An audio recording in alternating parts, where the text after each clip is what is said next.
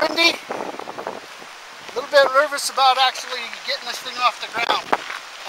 We're in a pretty tight canyon. Actually something that's really, this canyon's relatively similar to the width of Rough Hollow.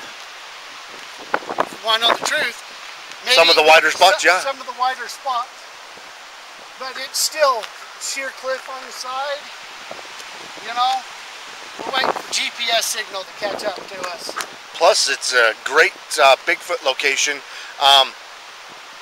Just on this side of the canyon, there's 3 Bigfoot sightings, and one of them was in 2011. My lady, Shelly.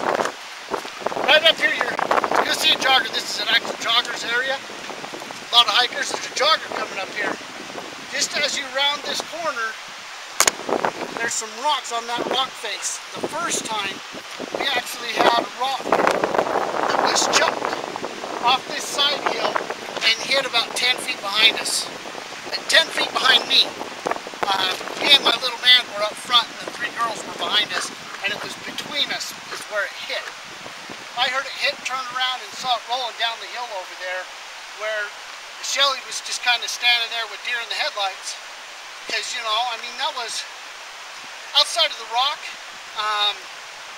ricocheting off the top of our car out in Bluff Creek area, Willow Creek area. Yeah. That was the first thing up here, and it just brought it, localized it to her, just right down here, just out of the blue. How are you? Good, thank you. Excellent. Doing better as soon as I get a GPS lock. Anyway, yeah, so this is local to home, and I've told her how many times, you know, they throw rocks at you.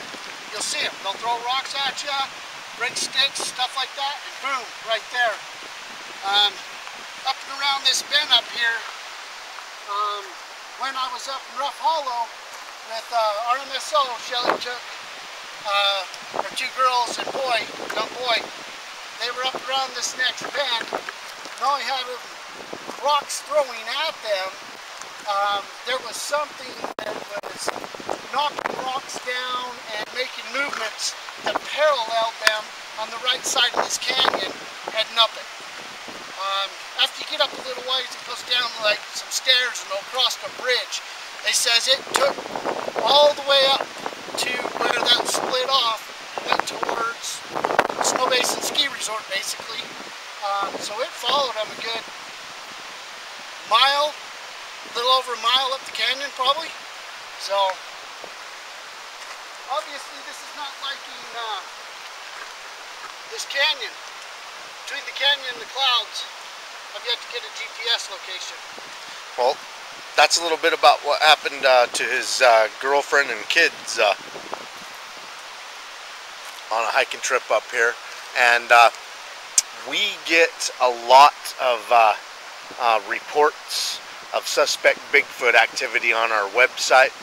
People that report to our website email address, activity up here, and then there is 3 BFRO Bigfoot sighting reports just in this area alone, last one in 2011. So it's a very Bigfooty area. We're trying to get our copter up here, and it's a sophisticated piece of equipment. It really needs to get a GPS lock for the algorithms, which help the pilot.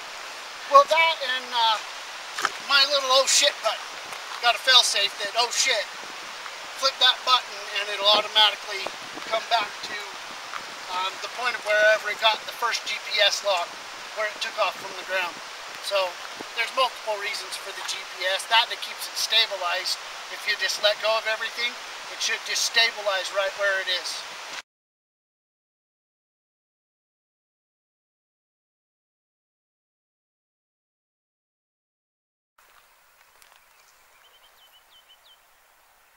Birds going. I think I see them.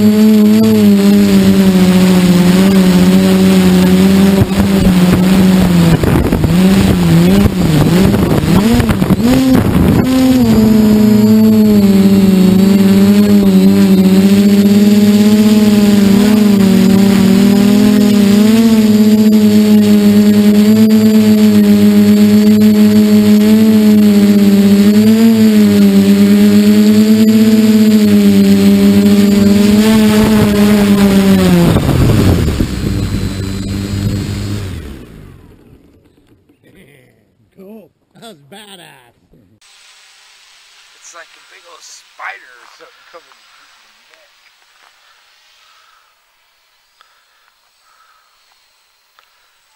But it's cool as hell.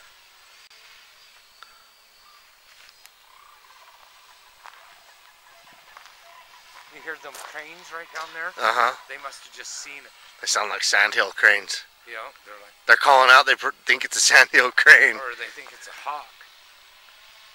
They're giving the call of, get your head down. Get your head It is flying like a predator. like a gigantic insect. It's a trip.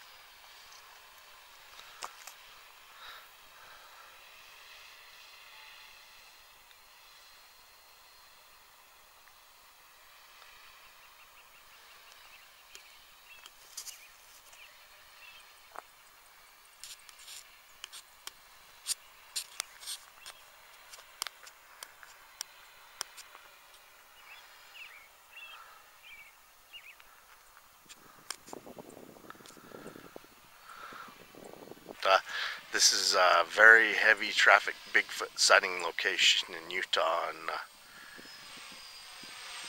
we're running an aerial camera over it all. We're going to start doing this when we can at high traffic areas, if it's possible to get a drone up. Yeah, Derek, take it right down in there. It sounded like that's right where them sandhill cranes and stuff were, down in that bottom. Can you get it to look down in there? Yeah, I have actually been Oh, sweet. pointing it in that direction. That's awesome. It does. It looks like a big flying beetle. It's really not that loud. I mean, it has to be right on top of you before you can really hear it.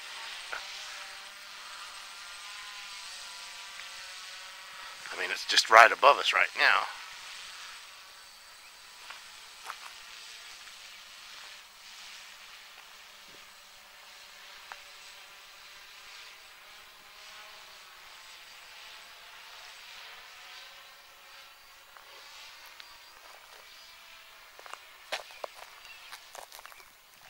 Now that might be kind of hard to drive from my place because you couldn't see it once you got too far out. That's why you have to have He's getting the first person view going so that he can just start looking from goggles instead of having line of sight. There's a couple of places that we Bigfoot where you'll probably need those goggles. Yeah, he'll be flying it by goggle sight. That's awesome.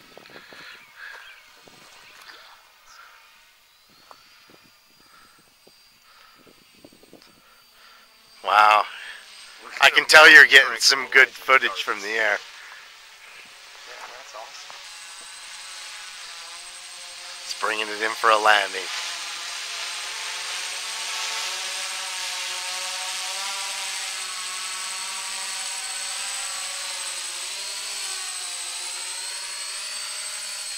Roger, 19 down. Great job. Good job.